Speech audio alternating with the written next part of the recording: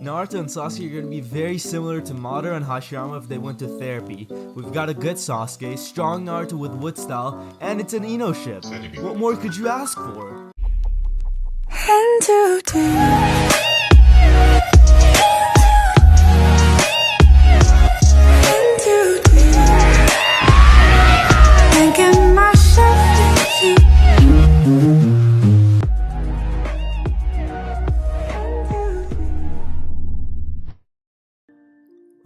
Sensei? 8-year-old Uchiha Sasuke stood, his arms crossed, watching with cold eyes as Akamichi Choji and Nara Shikamaru, both his age, stood opposite each other in front of their teacher. Umino Iruka, behind the Ninja Academy. A traditional shinobi spar was taking place. What? Iruka asked Choji, who looked a bit meek. I don't really want to beat up my friend. That's not what we're doing. This is traditional shinobi spar, Iruka said, smiling. Even the Hokage and his friends train like this to help them grow strong. Shikamaru didn't seem to listen, however. Instead, he just turned away and walked off. Sensei, I'm fine with losing by ring out, he announced, which made Choji smile. Call the next pair. Iruka sighed, exasperated, then gestured for Shikamaru to come back and said, Fine, Shikamaru, Choji, the symbol of harmony. Next. As Choji and Shikamaru hooked their middle and index fingers with each other, Iruka looked over the clipboard in his hands, trying to decide on the next pair. Next is Uzumaki Naruto and Uchiha Sasuke. You're up. As Sasuke walked into the ring that had been drawn on the ground, the girls in his class squealed with joy. Sasuke hated when they did that. He thought that ignoring them would make them stop, but they seemed to love his loner personality. Ignoring them once more, he looked at the kid who just walked into the ring with them. Isn't he an emo, rar XD boy? A true heartthrob indeed. The boy who had spiky blonde hair, intense blue eyes, and 3 strange whisker-like markings on each cheek. Sasuke could see that he shouldn't relax when it came to this boy, as his expression was very rebellious, and his already bruised knuckles, coupled with the faded bruise on his cheek and the butterfly bandage over the cut above his left eyebrow, told him that this kid was a fighter. Let's do this, the other boy, Naruto, said, with a grin that screamed defiance and confidence. Naruto, Iruka barked, placing his hand in a half-ram seal. Before the spar, you have to make the symbol of combat. It's proper protocol. I couldn't give a crap, Naruto exclaimed brashly and very loudly. Just start the fight, okay? So stupid, Sasuke muttered. Fine, I'll take you down in 1. Stop, both of you, Iruka ordered. Sheesh. Oh my god, wait, is this freshly written? Bro. Listen, these shinobi spars are a tradition that's been passed down for generations. It's really said sheesh. I realize there's a lot of etiquettes, but it's important. And here at the academy, we're teaching you the basics. First, you always face your opponent and point your finger like this. This is the symbol of combat. It represents on half of a seal that might be used to activate a ninjutsu technique. 1/2, not on half. A ninjutsu technique and means, I've come to face you in battle. When the spar is over, both participants make the symbol of combat and lock their fingers together to make the symbol of harmony and acknowledge that they are still comrades.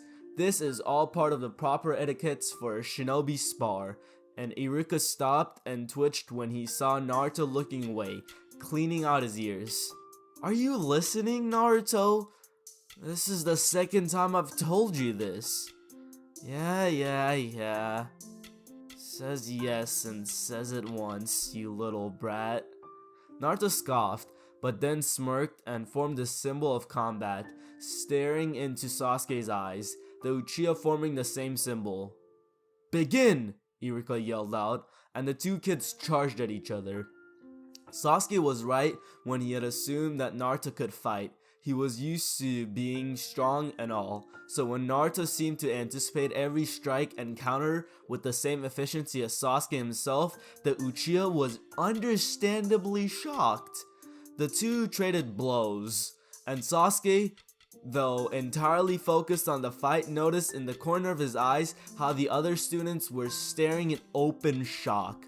None of them had apparently been expecting Naruto to be this good. Sasuke grunted when he felt a punch connect with his stomach. Hard. Blew his guts out. And when he hunched over, gritting his teeth, his mind's eye flashed back to that night when he was rage fueled by grief and had charged Itachi, who had delivered a similar punch to his stomach. Birdie knocked him into a flashback. Stumbling back, Sasuke glared at Naruto, and before his eyes, the blonde's features changed. Instead of the spiky-haired, cocky blonde, there stood the source of his hatred, Uchiha Itachi. Sasuke felt that similar rage fill him, and he charged at his brother with renewed vigor, taking him completely by surprise with his increased speed. He laid into him with punches, then managed to knock him to the ground, jumping on him and straddling him, his eyes wide with rage. Sasuke raised his fist, ready to pound Itachi's head to mush. Then he heard the cheering of the girls in his class, and he heard Iruka's call of Sasuke wins, which brought him back to the present. He saw Itachi's mouth curve up into a smirk. Huh, I've seen eyes like that before, he said, and when he spoke, Sasuke heard Naruto's voice, and Itachi slowly warped back into Naruto, whose smirk faded to be replaced by a curious look. But for once, it's not directed at me. Who are you looking at? Sasuke felt himself twitch. He hesitated, then slowly got off Naruto as Iruka said, Now, both of you make the symbol of harmony, and we'll move on. Naruto got to his feet and rubbed the bruise that had resurfaced on his cheek after Sasuke punched him rather hard on it. He put his hand on the symbol of combat, then held it out to Sasuke, giving him a calculating look. Sasuke grunted and did the same, hooking his finger with Naruto's. They let go immediately, and Sasuke turned away, gritting his teeth. Later found Sasuke sitting on the Yondame's head on the Hokage monument. He had never been up there before, but Iruka, who had noticed the look in Sasuke's eyes, had told him that it was a great place to just sit down and think. He said that he had gotten the idea from another student. When asked who, the teacher had just shrugged and walked away. Sasuke had to admit, he could see so much from up there. He felt so small, as though his problems were just a single drop in a vast ocean. Oi! Came a grumpy voice from behind Sasuke, interrupting his train of thought. Sasuke looked over his shoulder to see the kid from the academy, Naruto, standing there, his hands in the pockets of his beige cargo shorts. He hadn't changed shirts, so his white t-shirt still had blood spatters on it. Surprisingly, however, his busted lip had already healed, and the bruise on his cheek had almost completely faded. Naruto pointed at the stone where Sasuke sat. You're in my seat. I don't see your name on it, loser. Sasuke snapped back, cause he's like all cool and stuff. I never got that. I don't see your name on it. I mean, my name's not on your mother either, but anyways. Whose face scrunched up in anger. Want me to kick you off, you little turd? I'm as tall as you. Sasuke barked. Then he scoffed and turned to look over the village again. What are you doing here? Step. No, I'll just read. Okay. I always come here, Naruto muttered as he walked up to Sasuke and sat down next to him. The people in this village treat me like crap, so I come up here and look over the whole village. And I don't know, I feel something. Something? Sasuke asked, raising an eyebrow. An incredible need to protect this place, Naruto explained with a shrug. I'm gonna be a great ninja and continue the old man's work. Old man? The Hokage Jiji. I'm gonna take over him as Hokage one day. Then everyone in the village will acknowledge my existence. Sasuke scoffed in amusement. What a foolish dream. Suddenly, Sasuke found his collar grabbed by Naruto, who pulled him closer and glared into his eyes with an intensity that Sasuke had never seen before. There was a fire in Naruto's eyes that burned brightly enough to shock Sasuke into speechlessness. This kid had 100% confidence that his dream would come true. Say that again, Naruto growled. Get off me, Sasuke grunted, slapping Naruto's hand off his collar. He righted it again and lowered his head so that half his face was covered by the high Uchiha trademark collar, gazing darkly out over the village. I said it was a foolish dream. Empty words aren't going to make them a reality. All dreams start as words. They're the foundation you build them on, Naruto said insistently. Without dreams, we will fall into stagnation and our lives become inconsequential. Sasuke blinked at that and slowly turned to look at the important-looking Naruto in confusion. Stagnation? Inconsequential, he asked curiously. What does that mean? Don't know, Naruto said with a shrug, but that's what the old man told me when I told him about my dream, and if the Hokage says it, it must be important. Indeed, Naruto. Both Naruto and Sasuke jumped in surprise and turned their heads to see none other than the elderly third Hokage standing behind them, smiling brightly. Oh, it's the old man, Naruto exclaimed as he shot to his feet, pointing accusingly at Sasuke. This punk said my dream is dumb. Sasuke pouted and looked away. Don't be too hard on Sasuke, the third Hokage said kindly, walking up and kneeling behind Sasuke, putting a hand on his shoulder. Sasuke's life has been rough recently. I wonder whose fault that is, third Hokage. So it is understandable that he's skeptical. But it's amazing that you two found each other up here. Huh? Naruto blinked, tilting his head to the side. What are you up to, old man? You both have darknesses in your lives. A darkness no one could ever understand, the third Hokage said, which made Sasuke's eyes widen as he turned his head to look at Naruto in shock. This kid had a rough life.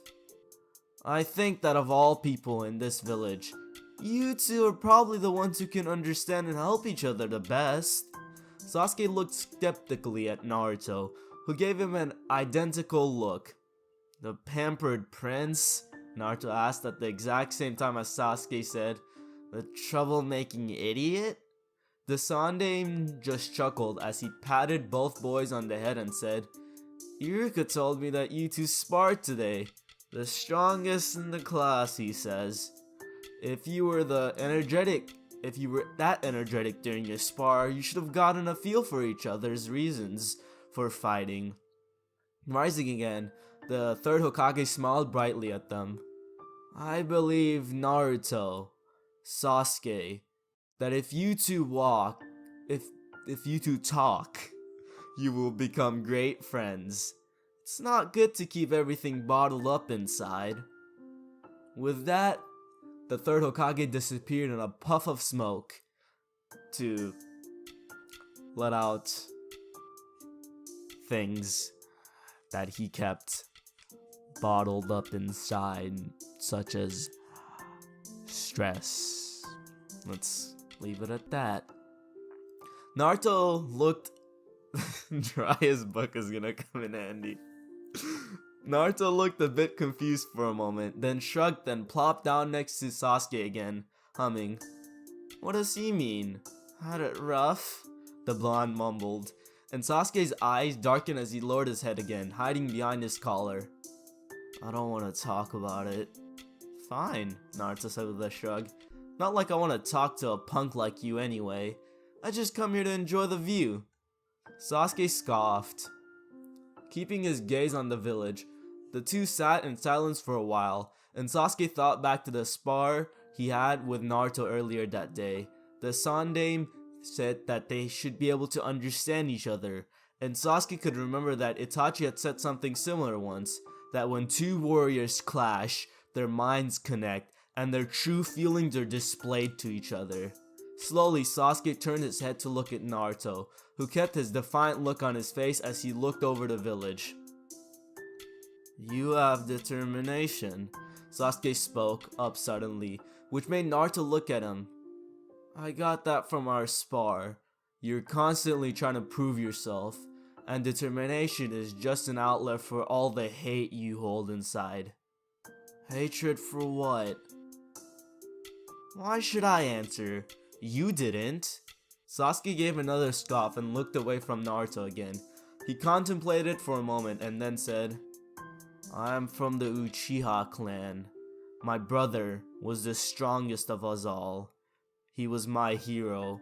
For as long as I can remember, I've always wanted to be like him. Then about a month ago, Sasuke closed his eyes and took a deep breath, the events flashing before his eyes. He contemplated avoiding telling Naruto, but felt that it might be best if he talked about it. About a month ago, my brother forcefully toaster bathed my entire clan before fleeing the village. Naruto blinked in surprise at that. Wow. That sucks, I guess? What about you? Sasuke asked, hoping to find something else to focus on. What about me? Have you lost anyone?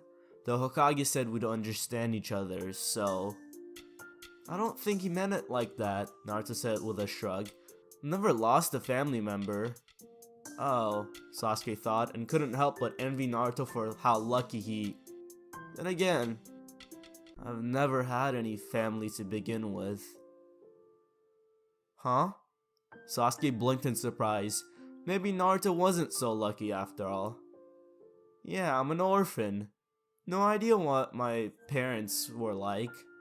I think they died on the day I was born, during the Kyuubi attack, or something like that. Oh, Sasuke said slowly. Is that why you have such a suppressed hatred? Nope, I don't hate the Kyuubi, Naruto said, shaking his head. I don't really hate anything. That's total crap, Sasuke muttered, giving Naruto a skeptical look. The Hokage said that we would be able to understand each other since we've sparred, and I felt a lot of hatred coming from you. Naruto scoffed, crossing his arms and turning away while muttering, What do you know? I know a look of hatred. I see it every time I look in the mirror. So tell me. Naruto kept his defiant look for a few moments, but then seemed to deflate as he turned his head to look over the village. The villagers, I guess, he muttered. They think I'm blind and deaf, but I see and hear everything. Most of these people, they glare at me for no reason, and they whisper things about me, even though they don't know me. They whisper such hurtful things. Why would they do that? I mean, you're a troublemaking fool, but that's... Shut up, Naruto snapped. I only started causing trouble because they whispered a bunch of crap. Sasuke's eyes widened at that. Then, why are they whispering? I don't know, Naruto said with a shrug. They've been doing it for as long as I can remember. When I ask the old man, he gets all dodgy and changes the subject. So, you have no idea what it's like to lose family. And I have no idea what it's like to not have family in the first place. Or be whispered about by the villagers? Sasuke muttered, furrowing his brow. How exactly are we meant to understand each other? Well, I don't think the old man meant that we'd understand the thing of the thing itself, but the pain it caused. The thing? The old man has a word for it, but I can't say that word. You should work on that. Oh, prawn. Prawn what? You should work on that. Give me a break, alright? I've never had someone teach me properly. Sasuke scoffed in amusement as he looked over the village. What's he mean? Is he talking about pronunciation or something? Wait. Empathy. That's not how you spell empathy anyways. A small smirk on his face. You're pretty useless, aren't you? Shut up, I'll kick you down from here. As Sasuke walked into the academy the following day, he couldn't help but feel happy. Yeah, it was probably happiness that he felt. He and Naruto talked a lot the previous evening. They had found that the old man was right. Though their situations were vastly different, they had connected thanks to the fact that the pain they felt was very similar, despite being so radically different. Also, Sasuke felt quite proud of himself for having spent most of the night studying a dictionary so that he could confuse Naruto with big words the following day. Sasuke looked around the classroom, finding two fangirls sitting on either side of the seat he had taken the previous day. They're watching him expectantly, and Sasuke felt very reluctant to go there, so he desperately searched for another spot to sit in. He found it, and as luck would have it, the seat was next to Naruto, who was resting his head on his arm, snoozing peacefully. Yo, Sasuke said as he came up to Naruto and sat down next to him. Naruto opened a single eye and looked at him. Yo, he muttered back, yawning. You look tired. I was up last night, Sasuke said, smirking. He didn't need to tell him why he'd been up. He'd just settled for using the fruits of his labor. Yeah, same here, Naruto said with a nod. I'm very haggard. I spent most of last night reading a dictionary. It was exhilarating and refreshing at the same time as it was vexatious. Sasuke twitched. He narrowed his eyes and looked away, realizing that he had no idea what the last word meant. Neither do I, buddy. Let's find that out real quick. Tending to cause annoyance, frustrations, or worry. Vexatious? Vexatious? Anyways, I also studied a dictionary, but I never got that far into it. Yeah, those words were probably the only words I bothered to actually memorize properly, Naruto said, sighing tirelessly. It's way too much of a hassle to bother with big words. Alright, settle down, Iruka's voice came as the tuning teacher entered the classroom. As usual, this had no effect whatsoever on the class, who kept chattering with each other. Iruka twitched once, took a deep breath, and yelled out, "Shut up!" This, as usual, got their attention, and classes got started. After the class was let out for the day, Naruto and Sasuke didn't go to their respective homes. Instead, they headed to the library, and Sasuke couldn't help but notice the look Naruto got from the librarian. He had looked on the verge of kicking him out before she saw Sasuke. accompanying him. He didn't voice this, however, as Naruto was in a good mood since he had finally gotten a friend. Well, Sasuke hadn't officially said that they were friends, and though he was loath to admit it, he saw Naruto as one. He didn't really know why, they had just clicked somehow. So now they were looking through scroll after scroll, researching ninja and chakra as much as possible. Naruto had wanted to spend the day at Ichiraku Ramen, but Sasuke had convinced him to go to the library instead. After all, he couldn't grow strong enough to become Hokage and get everyone to acknowledge him by spending his days at the ramen stand.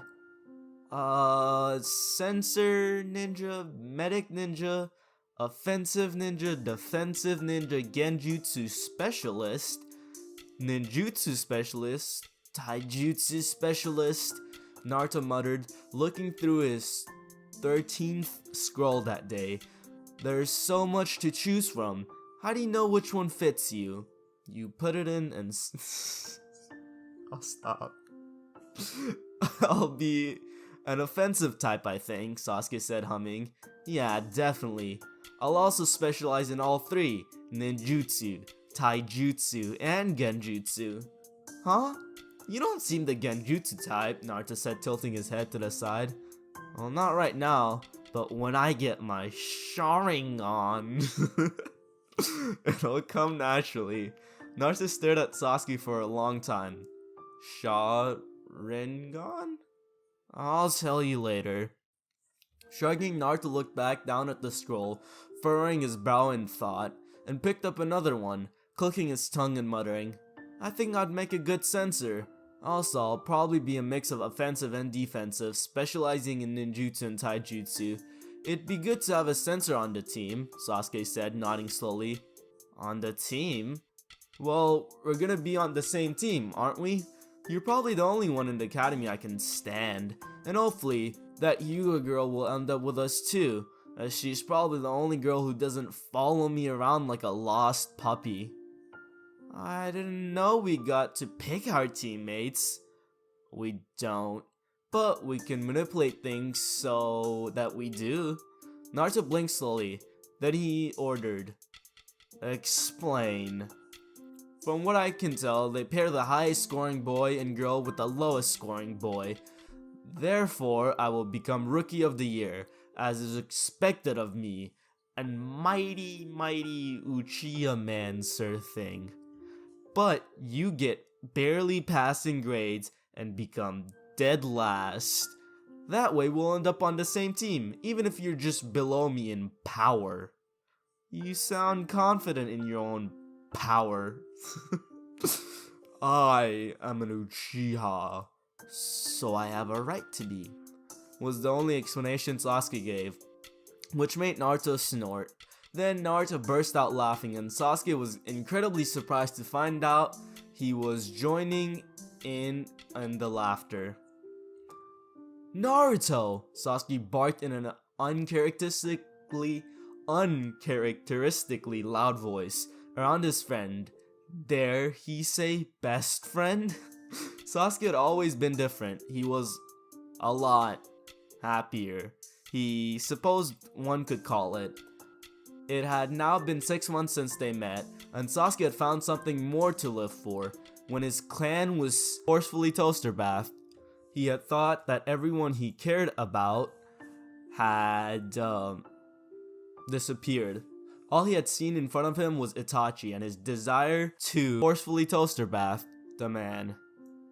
Now, however, he had realized that although the Uchiha clan would always be very dear to him, he would always miss them. He could get new people who were precious to him. Granted, he had only found one person who he could call precious, but still. Also, his clan could be reviewed. That responsibility revived. His clan could be revived. That responsibility rested on Sasuke's shoulders now, if he wanted to bring the clan back to greatness. Therefore, he couldn't just focus all his attention on getting strong enough to forcefully toaster bath Itachi. After all, if he failed, then the Uchiha clan would be forever gone from Konoha. Whoa! Sasuke came to a sudden halt when he reached their clearing in Training Area 3, where he and Naruto had been given permission to train. He found Naruto sitting in the very center, looking around with a bright smile on his face. Why was he smiling? Because trees had sprouted from the ground around him. Trees that Sasuke was 100% sure he hadn't seen before there. He hadn't seen there before. How? Oh hey Sasuke, Naruto said, getting to his feet and jogging over to Sasuke. Isn't this cool? I can make trees, bro.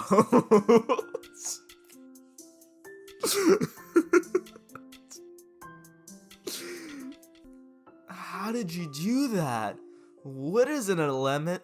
Isn't an element? Sasuke said, eyes still wide in shock. Their senses had sharpened enough that they weren't surprised when the third Hokage appeared in the clearing. They heard him the second his sandal touched the dirt.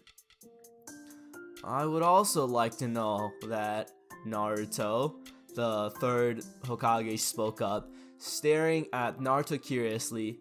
Well, I just sat there, meditating, and suddenly I started molding chakra, but it felt different somehow, like my chakra was split in two, so I tried putting it together again, and poof, Naruto vanished, lamely, gesturing for the tree around them. Naruto, did you know that the wood release is a bloodline limit? The third Hokage said seriously, making both Naruto and Sasuke go wide-eyed. Whoa! Naruto exclaimed, a grin appearing on his face as he turned to Sasuke. Did you hear that, Sasuke? I have a bloodline too! Indeed you do, Naruto. Have any of you heard of the wood release before? I've heard it mentioned by my father once, I think, Sasuke said, scratching his head. Other than that, no. Nope. The wood release was the special ability of the first Hokage, the third Hokage said, and it didn't take more than a second for both Naruto and Sasuke to realize what he was saying. Holy mother hobbering crap. I didn't change it to that. That is what the author decided to write, Naruto exclaimed eloquently, putting into words what the boys felt. I'm related to the first Hokage, dude? And in turn, the third Hokage, the second Hokage, Naruto, the third Hokage said, nodding. How? I don't not know. I don't think either of your parents were related to them. The third Hokage never had any children, and the last known descendant of the first is... The third Hokage's eyes widened. Nope, it could not be. Wow, what's wrong with Tsunade? You don't think she would have a child? Naruto blinked, then looked at Sasuke, who shrugged. Neither of them needed to speak in order to know what the other had no clue what the third Hokage was talking about. The old Hokage seemed to realize this as he smiled at them. The last known descendant of the first Hokage was the son of Senju Tsunade. However, she was forced to give him up for adoption. Again, the wishes of the village, of course, as she didn't think she could be trusted to raise a child. I believe that fate somehow intervened, and the child remained in the village despite everything. A smirk slowly appeared on the third Hokage's face.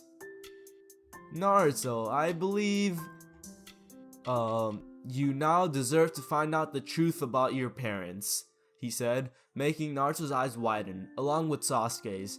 As Naruto had told them what the third Hokage had often said, that it would be too dangerous for the blonde to know. Why don't we talk somewhere more private? Can Sasuke come? Naruto asked hopefully. Cause you know, I'll tell him anyway. The old man looked at Sasuke, who thought for a moment that the old man doubted he could be trusted. Those thoughts were unfounded, however, as the old man smiled not even half a second later. Of course, good friends should never have to hide things from each other after all. Secrets create a rift between them that can almost never be mended. So, Sasuke, would you like to come along as well? Yes, third Hokage, Sasuke said eagerly, nodding. If Naruto was related to the first Hokage, he wanted to know about it. The old man reached out and placed a hand on their shoulders, and then all three disappeared in a blur, never to be seen again, until they reappeared inside the Hokage's mansion, in the Sandame's office to be exact. The walls were lined with scrolls, showing that was all the old man did in his office, work on all manner of ninjutsu. Sit down, the old man said, gesturing for 4 cushions on the floor.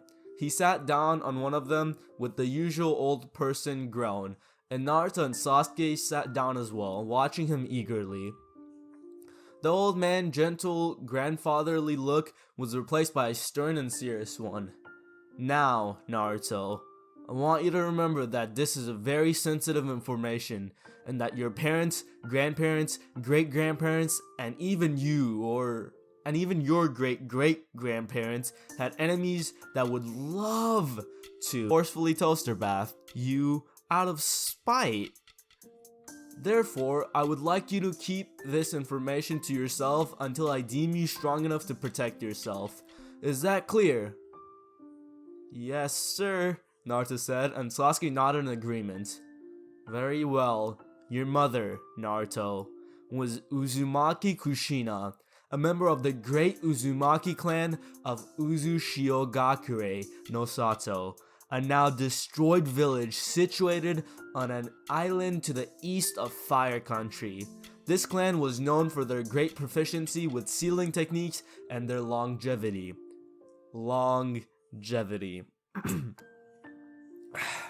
She was an amazingly strong woman. Okay. She was an amazingly strong woman and very hot-tempered. The old man paused for a moment and then gave a small chuckle. In her youth, she was teased in the ninja academy because of her round face and red hair. The children took to calling her Tomato.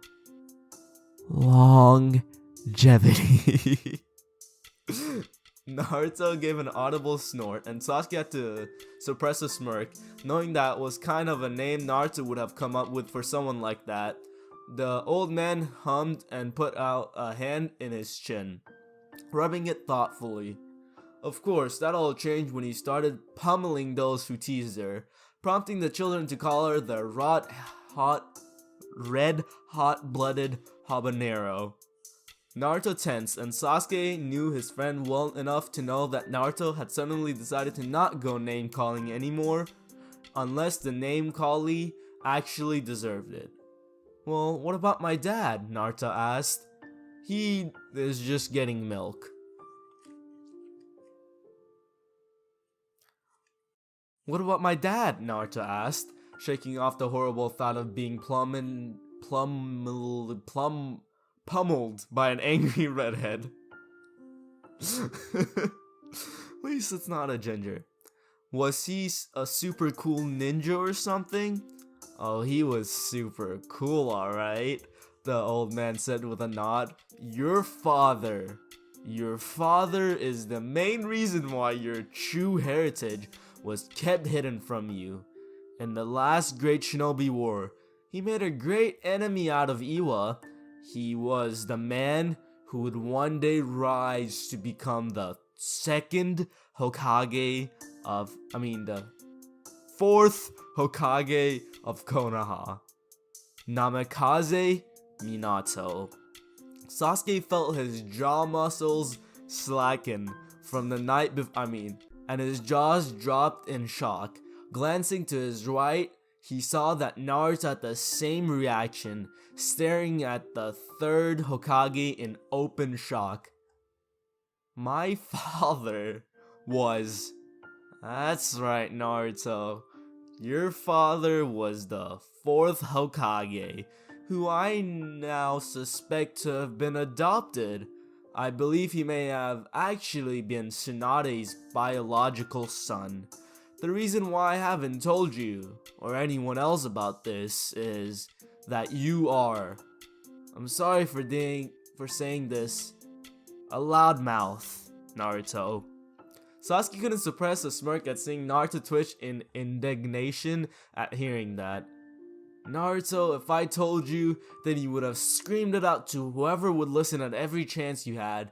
This would have been brought to Iwa's attention, and they may have tried to, how do I say this? Child nap you. Naruto crossed his arms and pouted. I suppose. However, I didn't want to keep it from you any longer. Now, you're going to need training. There's a man here in Konoha who is quite proficient at using wood style. And no, Naruto, he is not a senju. The old man added at seeing Naruto's face brightening. He was experimented on at a young age and had, the first Hokage's genes implanted in him by a criminal of this village. He's currently serving in the Anbu forces, but I'm going to recall him to be your instructor when it comes to wood style. Naruto grinned widely at that.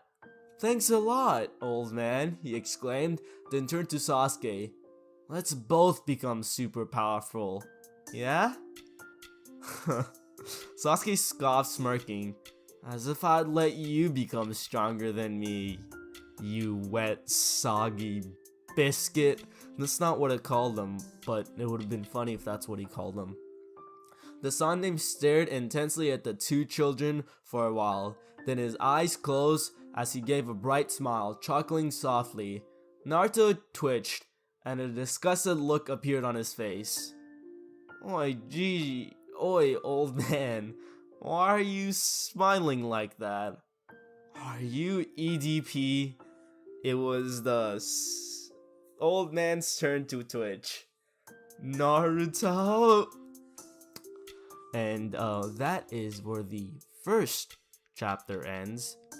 Let's go to the next one. Today's the day, huh? Naruto and Sasuke were heading for the Ninja Academy.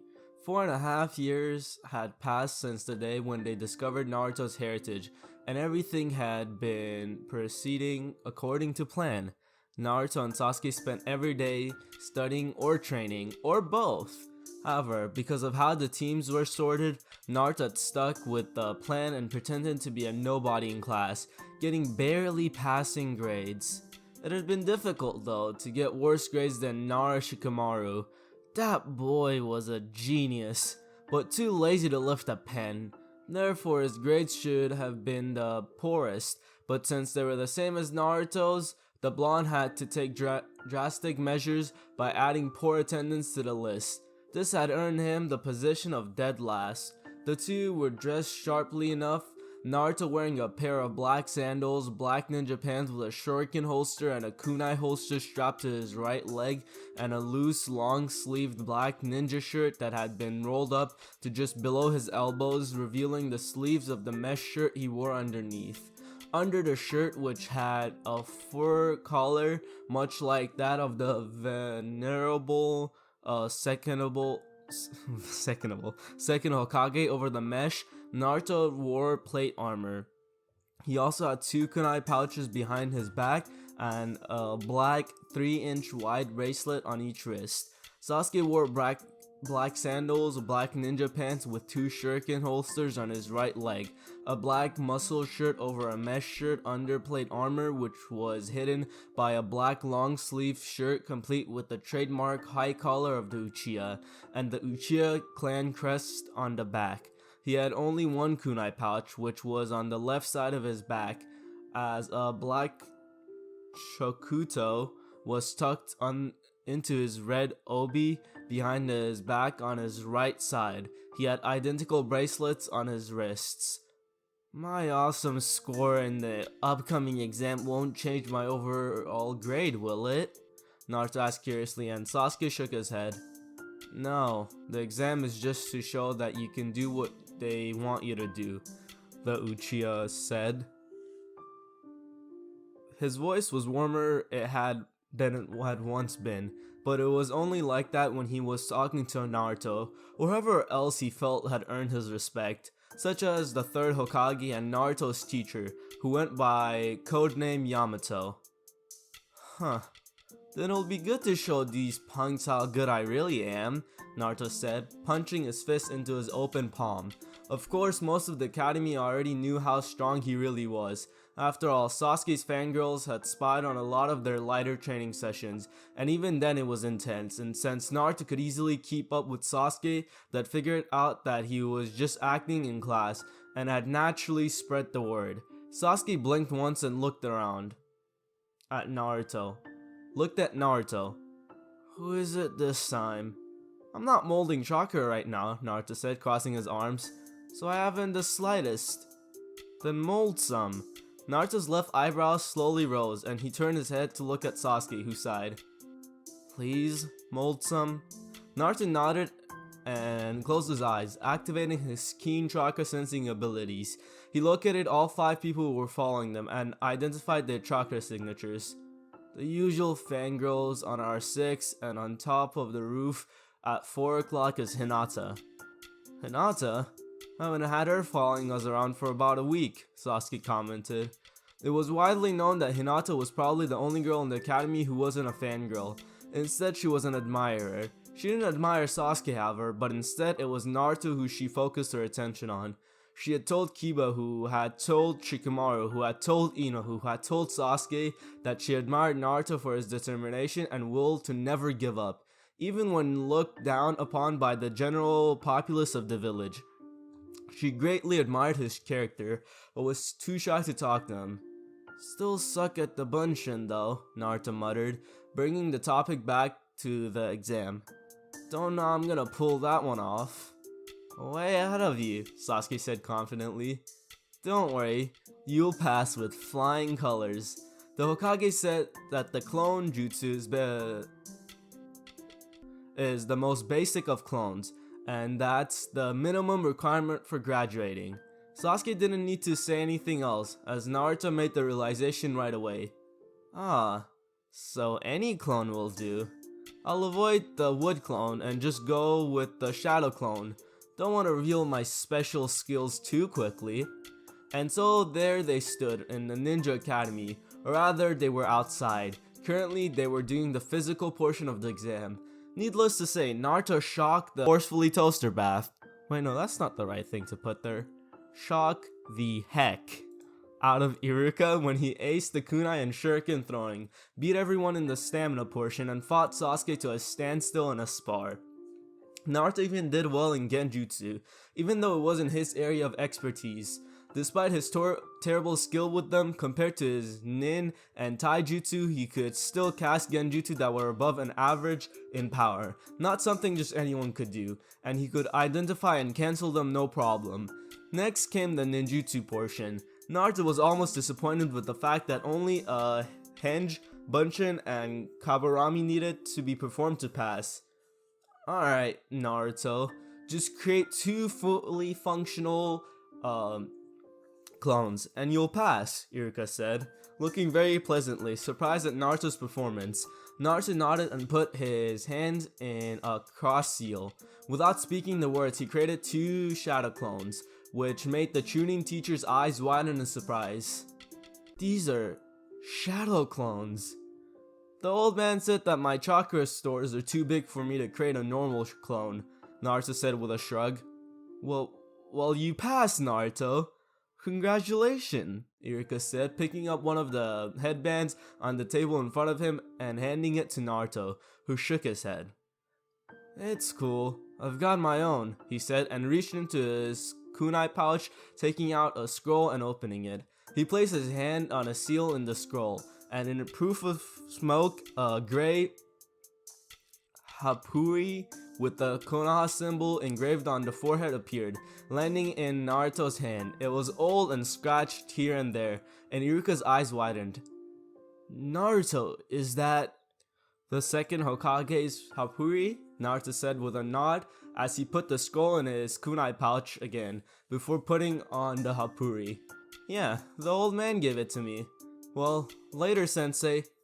If you don't know what they're talking about, I'm pretty sure it's the weird thing Tobirama wears, like the headband that goes around his face as well. You can just Google an image of him and you could see it. Anyways, with that, Naruto left the classroom, finding Sasuke waiting for him outside, already wearing his headband. They didn't need to speak. Instead, Naruto just grinned and pointed with his thumb up at his Hapuri.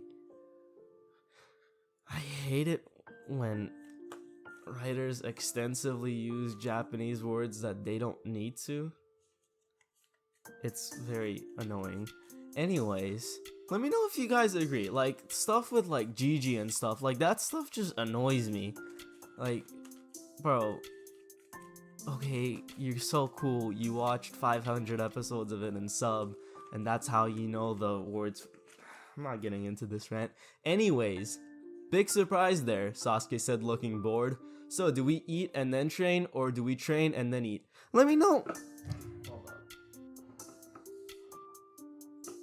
Let me know if you agree with that thing though, cause it gets annoying reading fanfics that like use extensive Japanese words when there's no need. Like, you're writing in English, just eat your burger and fries and write in full English, Kyle. It's not cool. Nobody thinks it's cool. Let's go eat first, yeah? Celebrate our graduation. Don't get me wrong, writing fanfics is a lot of work, and I wrote very short fanfics, I guess you could call them, and they're very hard to write. But like, I don't know, it just annoys me when they use extensive Japanese words. We got like samurai swords in the freaking rooms. Oh my god. Naruto said, still grinning as he and Sasuke walked off. Starting today, all of you are real shinobi, Iruka said happily to the gathered graduates the next day, smiling proudly. Let me know in the comments if you agree or if I'm just being stupid. But you're still getting. The hard journey that lies ahead has just started. Now, you will soon get missions to help the village. So today, we will create the 3-man teams, and each of you will have a Jonin sensei. You will follow your sensei's instruction in order to successfully complete your missions. Now, we try to balance each team's strength, the Chunin said as he looked down at the clipboard on his hand. Alright, team 1. Naruto, who was sitting next to Sasuke, nudged his best friend with his elbow. Hey, did you find out which girl got the highest score? I think Hinata and Sakura were at the top, Sasuke said quietly, staring at the window. I couldn't find out which one though. I hope it's Hinata. It'd be nice to have the girl of the team fawning over someone rather than me. If it is Hinata, we're gonna have to do something about her shyness. Agreed. Okay, next team is Team 7. Hyuga Hinata, Uzumaki Naruto, and Uchiha Sasuke. Naruto and Sasuke both got identical smirks on their faces and gave each other a high five. Out of the corner of his eye, Naruto saw that Hinata had gone beet red in her seat, her eyes wide as saucers. Or wide as your mother. Okay, that's not nice. My apologies. Hey, Iruka-sensei, Shikamaru spoke up, sounding bored as usual. Aren't the teams supposed to be balanced? Why are you placing the 3 strongest on the same team? Because, Shikamaru, though it's widely known that Naruto is as strong as Sasuke, we select the teams based on grades, and Naruto came in dead last. I believe the two knew about how the teams would be decided after all. The smirks on Naruto and Sasuke's faces said it all. Alright, next team is Team 8, which will consist of Haruno Sakura, Inuzuka Kiba, and Aburame Shino, Iruka said, continuing to read from his clipboard. Team 9 is still in rotation from last year, and Team 10 will be Yamanaka Ino, Nara Shikamaru, and Akamichi Choji. He cleared his throat and then smiled. Okay, this afternoon we'll introduce your Jonin sensei. Until then, take a break. Hinata! Naruto called as everyone rose from their seats. The Higa heiress jumped at being addressed by her crush and spun to face him, completely red-faced still. Sasuke and I are gonna grab some lunch. You wanna come? Hinata started poking her fingers together, ducking her head down, which made Naruto and Sasuke share a look with each other, eyebrows raised. Sure, Naruto. Dango today then? Naruto asked Sasuke, who nodded as they walked up to Hinata. Dango alright with you, Hinata? It's fine, Hinata muttered, still keeping her head down. Naruto looked to Sasuke, who shrugged. The newly made Team 7 headed to a nearby dango shop where Naruto and Sasuke each ordered 10 sticks and Hinata ordered 5. You didn't pack lunch? Naruto asked Hinata as they waited for their food. Come to think of it, I've never seen you bring lunch. No, I go back home to eat lunch, Hinata said quietly. What about you two? Sasuke prefers dango, but he can't make it, and me, well, the last time I tried cooking, Sasuke and I had to battle the ensuing creation to death. Hinata giggled at that, especially at the look on Sasuke's face when he thought back to the monster stew. A stew shouldn't have been able to grow tentacles, dang it. Well, the stew in animes I've seen does. So, Hinata, Naruto said, as their order arrived, watching as Hinata jumped at being addressed. Why don't you give us a rundown of your abilities, eh? Sasuke and I know each other's skill well enough, but we have no idea about you. Oh, I'm kind of weak, Hinata mumbled shyly, ducking her head. Yeah, we don't buy that, Sasuke said simply. If you were weak, you wouldn't have scored top of the class. How about we go first? Give small introductions, he said, looking to Naruto for confirmation and getting a nod. Alright, I'm Uchiha Sasuke. I specialize in ninjutsu and genjutsu. My chakra control is excellent, and my strength is above average. I don't have the best stamina, but it's not lousy either. My preferred jutsu are fire. Uzumaki Naruto, Naruto said, raising his hand unnecessarily in greeting. I specialize in taijutsu and ninjutsu. I'm also a very accomplished sensor. My chakra control is good, but could be better. And my strength is stamina. Oh, my strength is amazing. I'm not the sharpest tool in this shed, but I get by. My stamina is monstrous, and my preferred jutsu are water and earth, and the secret type. Secret type? Hinata asked, blinking at the grin on Naruto's face. To be revealed on the next episode of Dragon Balls. To be revealed at a later date, Naruto said, nodding. Now you. I'm Hyuga Hinata. I guess I specialize in taijutsu. My Byakugan makes me a good sensor, I suppose. My chakra control is excellent, like Sasuke's, but I'm kinda weak physically. My stamina is also not that great. My preferred jutsu are my clan jutsu. So, only one of us has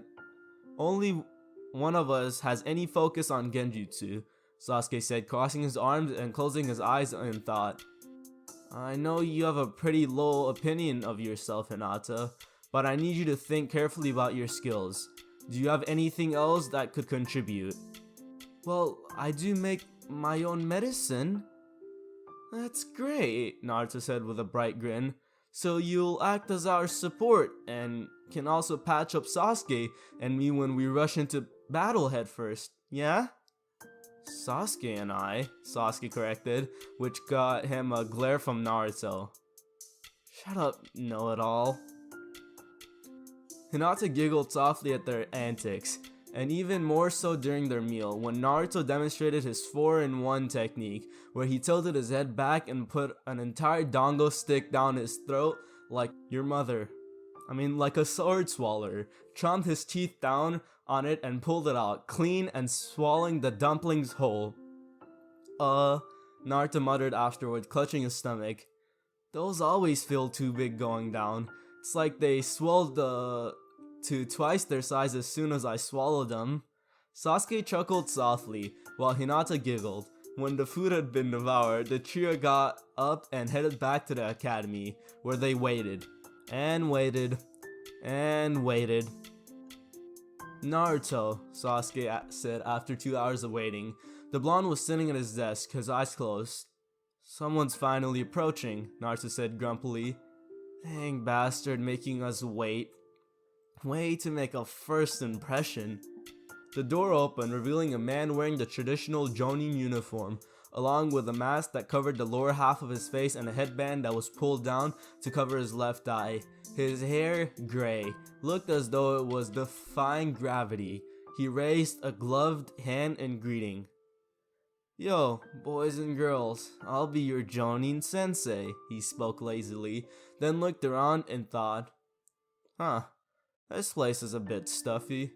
Let's go up to the roof, yeah? With that, he left the classroom, and Naruto, Sasuke, and Hinata, looking at each other, strangely shrugged and followed him to the roof, where they sat down in front of the man, who was leaning back against the railing. Well, let's begin with introducing ourselves, I suppose. The man said, his arms crossed. What do you want to know, sensei? Hinata asked softly. How about your likes, dislikes, your dreams for the futures, and things like that? The Jonin said with a shrug. How about you go first? Sasuke asked.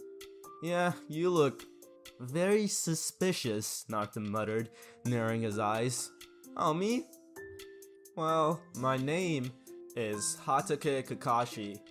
I have no desires to tell you what my likes and dislikes are. Dreams for the future? Huh. And I have lots of hobbies. All three members of Team 7 sweat dropped at the lame introduction. Kakashi was unperturbed, however, and just smiled and pointed at Naruto. Alright, now it's your turn. Start from the right. Uzumaki Naruto, as everyone knows, Naruto said, saluting Kakashi. I like training, the few friends I have, nature, and meditating. I don't like idiots or warmongers. As for my hobbies, well, my only hobby is is training, I guess. And my dream is to become Hokage and surpass all my predecessors. Good. Next. My name is Uchiha Sasuke. I like training, swords, and meditating. My dislikes mostly consist of idiots and a certain man. My hobby is training and my dream. I don't really have dreams, but rather goals. The resurrection of the Uchiha clan, and to kill a very certain man, and to become Hokage. Though the last one is gonna have to remain a dream, Naruto supplies with a grin, while Sasuke gave a scoff of amusement. Kakashi was staring at the two of them with something akin to warmth in his eyes. To think that those two would become friends. I think this will be good for them, he thought, then looked at Hinata. Alright, you're last. My name is Hyuga Hinata. I like zenzai and cinnamon rolls. And Hinata stopped and blushed hard. She shook her head, deciding to leave the last part out. I dislike those who look down on others. My hobby is pressing flowers, and my dream is to become a Hyuga worthy of being the head of the clan, and to abolish the caged bird seal from the branch family. Okay, Martin Luther King. Kakashi hummed softly as he looked over his 3 genin. Then he nodded. Okay, that's it for the introductions. Tomorrow, we'll start our duties as shinobi. First of all, we're gonna do the same thing with just the 4 of us. What is it, Kakashi-sensei? Hinata asked softly. Survival training, Kakashi said seriously. Survival training? Sasuke repeated curiously. We did enough of that in the academy. This isn't normal training. This time, I'm your opponent, Kakashi said, making everyone's eyes widen. He chuckled softly. What's so funny? Naruto asked with a slight glare, still a little ticked that they found out nothing about the man. Oh well, it's just that when I tell you this, you guys are gonna freak out. Just spit it out, dang it. Don't keep us in suspense. Of the 27 graduates, only 9 will be chosen to become genin. The rest will be sent back to the academy. This training is a very difficult exam with a failure rate of over 66%. Everyone's eyes went even wider than before at the end, and Kakashi just laughed and pointed at them. I told you it'd freak you out. Then what the heck was the graduation for? Naruto growled out. Oh, that was just to select those who had the potential to become genin. It takes more than a couple of jutsus to become one after all, Kakashi said. Anyway, tomorrow you have to show your real skills on the training ground. Bring all the shinobi tools you have. Oh, and skip breakfast, or you might just throw up. As his genin once more went wide-eyed, Kakashi took 3 pieces of paper out of his kunai pouch and held them out to them. The details are in this paper. And don't be late tomorrow. Good morning, everyone, Naruto said happily as the 3 genin met in training area 7 the next day. None of them looked tired, which was good, and none of them looked hungry either, which was better. As Sasuke had said earlier, it was better to throw up than fight on an empty stomach. I'm guessing our sensei is gonna be late again, Sasuke said, his hands in his pockets. Hinata nodded. I detect a pattern emerging, she mumbled softly. Well, better make good use of the time we have, Naruto said, as he sat down in a lotus position, his eyes drifting shut. I'll keep a lookout for him, and Sasuke, you come up with some good battle plans.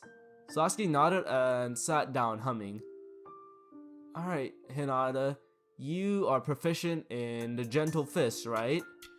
I'm not as good as my father or my sister, but I guess... Sasuke was quiet for a moment, his eyes still closed, then he spoke up. Alright, listen up. I'm sure we're all very strong, but none of us can win against a Jonin alone.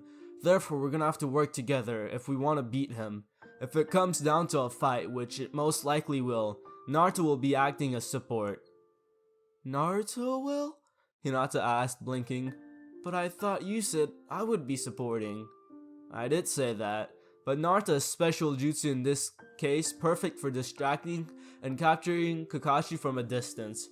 While Naruto is distracting him, you and I will come at him with taijutsu. I'll go high, you go low. If you can, target his child producers. Naruto gave an audible snort at that and opened his eyes to see Hinata turning beet red again. Oh, that's kinda cruel, Sasuke, Naruto said in amusement. Are you sure you want to put Kakashi through that? Punishment for being late, Sasuke said simply. I do of course have other plans as well. I want you to memorize them perfectly. Now, plan B. They waited for another 2 hours before Kakashi finally arrived and dared to wave happily at them as if he was right on time. Good morning, everyone. You're late, you wet biscuit, Naruto exclaimed angrily. Angrily. Isn't that unbecoming of a Jonin? Ah, sorry. See, your mother was a black cat crossed my path, and stop lying, you're wasting our time, Sasuke said coldly, his arms crossed, which made Kakashi's sweat drop. How serious, he thought with a sigh. He took off his backpack and set it down next to the 3 wooden poles in the clearing, which were your mother's. Stop for a bit. Before finishing out an alarm clock and setting it down on the pole. Okay, it's set for noon, he announced, taking 2 bells out of his kunai pouch and holding them out. Here are 2 bells. Your task is to take these from me before the time's up. Those who don't have a bell by noon get no lunch. I'll not only tie you to one of those stumps. Whoa, whoa, whoa, whoa. Kakashi, these are kids. Not your mom. But I'll also eat right in front of you. Kakashi didn't see the hungry, devastated face he'd been expecting to see. Instead, the 2 boys of the group were glaring at him, and the girl was staring shyly at the ground. Kakashi blinked slowly, but then shook his head and continued. You only have to get 1 bell. There are only 2, so one of you will definitely be tied to the stump. And the person who doesn't take a bell fails. So at least one of you will be sent back to the academy, Kakashi said, smirking at the shocked looks on their faces. If you want, you can use your weapons. You won't succeed if you don't come at me with the intent to forcefully toaster bath. Any questions? Not getting any questions, Kakashi nodded and took a deep breath, his eyes closed. Alright then, begin. With that, all 4 of them dashed off.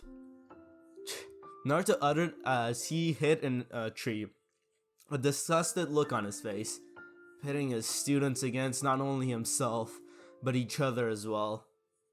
Yeah, came Sasuke's voice from behind him as his friend landed on the same branch.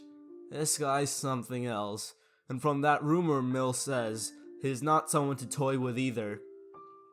So what do you think? I think the same thing you do, Naruto said as he thought it was obvious. Neither of us wants to be sent back to the academy, but it'd be a crappy thing to do for us to do the team up and let Hinata fend for herself. Besides, she's probably the only girl I can stand. So we can either have one of us go back to the academy, or Hinata, Sasuke muttered, a smirk appearing on his face. That Kakashi, that kind of guy just makes me upset. That's not what he said, but that's what we're going with. So what do we do? Naruto asked, crossing his arms. I say we figure out a way to let all 3 of us pass, Sasuke said, his smirk widening. And how do we do that? We steal everything he has. If Kakashi had seen the duo, he would have become very scared upon seeing the identical smirks on their faces. Meanwhile, Hinata was hiding behind a tree, her eyes closed. She was feeling devastated. Only 2 may pass, and everyone knew that Naruto and Sasuke were the best of friends, so there was little doubt that they would team up to defeat Kakashi, leaving Hinata to herself. Hinata couldn't help but feel so disappointed. She had finally done it. She had finally managed to end up on the same team as Naruto, and now they were gonna be separated. It just wasn't fair. Yo, Hinata would have eeped in fright had a hand not suddenly covered her mouth as she jumped. She looked over her shoulder to see that it was Naruto standing behind her and covering her mouth. Naruto was touching her.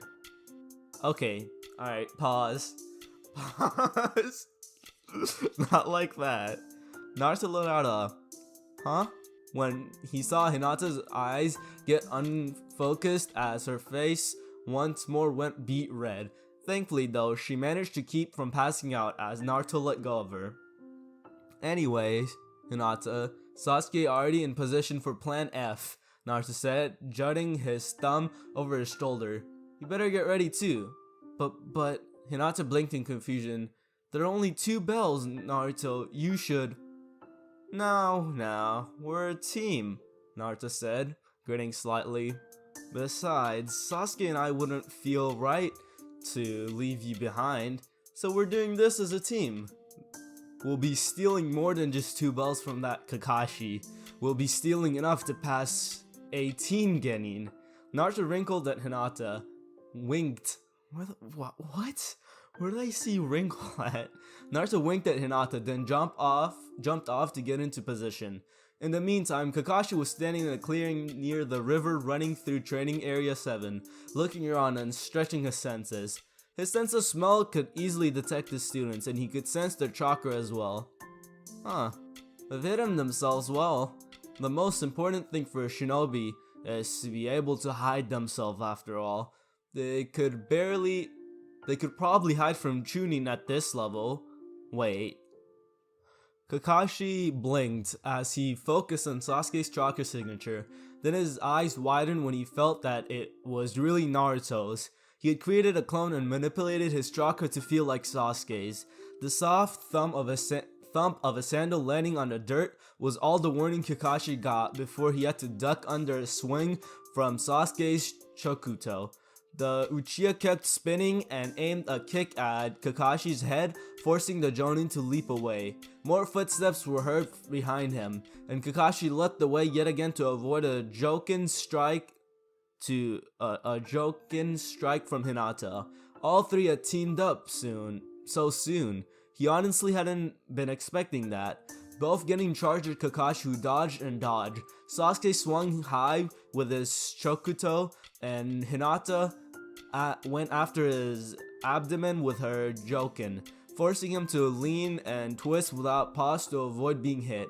Considering they focused on only taijutsu and on kenjutsu, he felt it would be unfair at this point to use ninjutsu. After all, this was partially to test their abilities. "Now, Naruto!"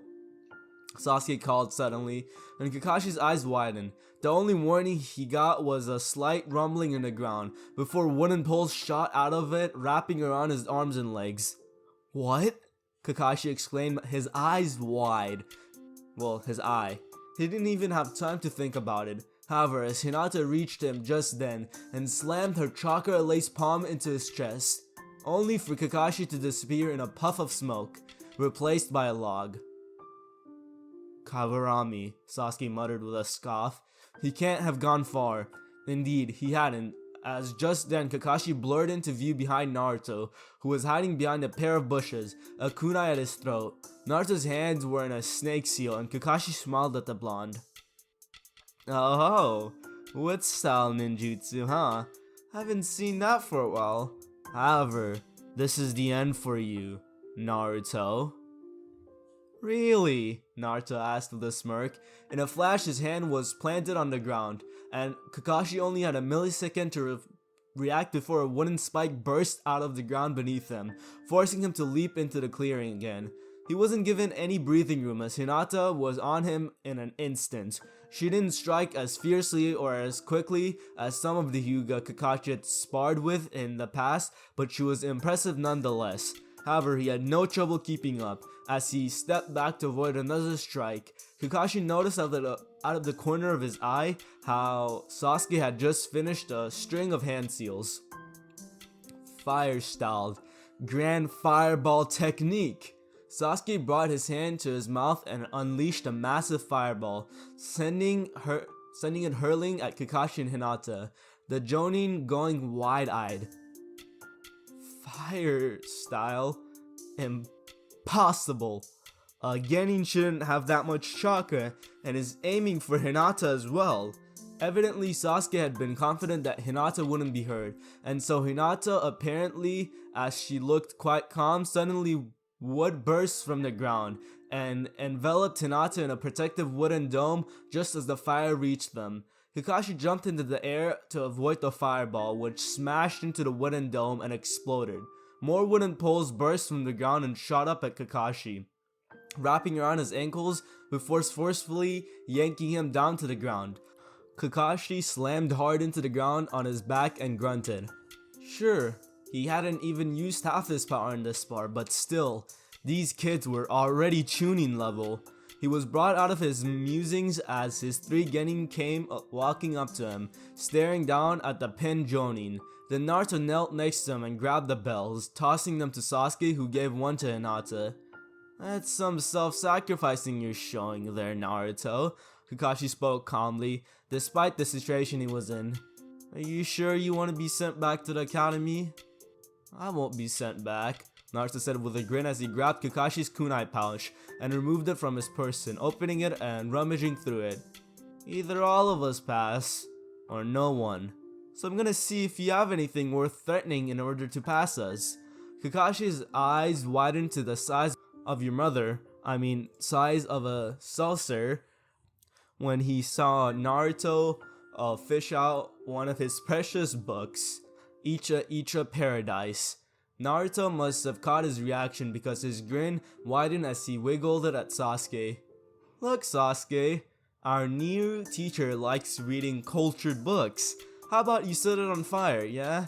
That sounds like an amazing idea, Naruto, Sasuke said, a cruel smirk on his face.